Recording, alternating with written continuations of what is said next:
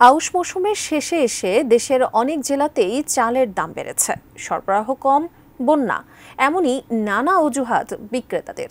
তবে কোনো কোনো জেলায় অপরিবর্তিত রয়েছে চালের দাম। প্রতিনিধিদের পাঠানো তথ্য ছবিতে ডেস্ক রিপোর্ট। ব্রাহ্মণবাড়িয়ার আশুগঞ্জে পূর্বাঞ্চলের সবচেয়ে বড় ধানের মোকাম। বিস্তীর্ণ হাওর অঞ্চল সহ আশেপাশের কয়েক জেলা থেকে ধান আসে মেঘনাপাড়ের এ মোকামে। এখান থেকেই হাজার হাজার মন ধান কেনেন রাইস মিল মালিকরা। তাদের চাল যায় সারা দেশেই। তবে আউশের ভরা মৌসুমে যেখানে প্রতিদিন ৮০-৯০ হাজার মন ধান আসতো, এখন সেখানে আসছে মাত্র ১৫-২০ হাজার মন ধান। সে প্রভাব পড়েছে জেলার চালের বাজারে। মোটা চাল কেজিতে বেড়েছে ৩ থেকে ৪ টাকা, বিক্রি হচ্ছে ৬০ টাকার উপরে। আর চিকন চাল কেজিতে ৬-৭ টাকা বেড়ে বিক্রি হচ্ছে ৭০ থেকে ৮০ টাকায়। আগের যে চালের দাম ছিল ১৫ দিন আগে ২০০ টাকা বাড়ছে, আবার বাড়ছে। এখন আমরা গরিবরা কিভাবে বাঁচবো?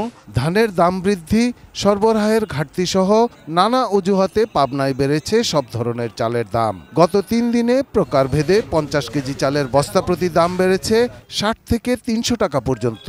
পাইকারি বিক্রেতারা এজন্য চালকল মালিকদেরই দুষছেন। ৬৫% পর্যন্ত বিদ্যুৎ বিল সাশ্রয় করে আপনাকে রাখে প্রশান্তিতে।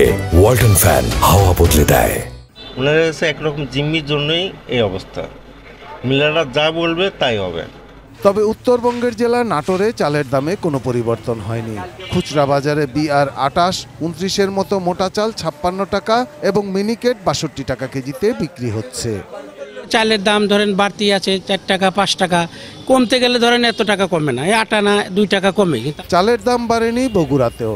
স্থিতিশীলতা ধরে রাখতে প্রশাসনের নিয়মিত বাজার মনিটরিং এর দাবি দোকান মালিকদের।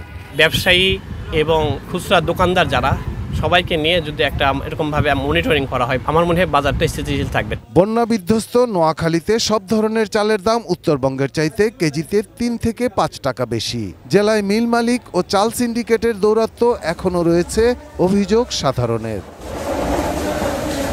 Shahidul Rana, desk report, ATN news.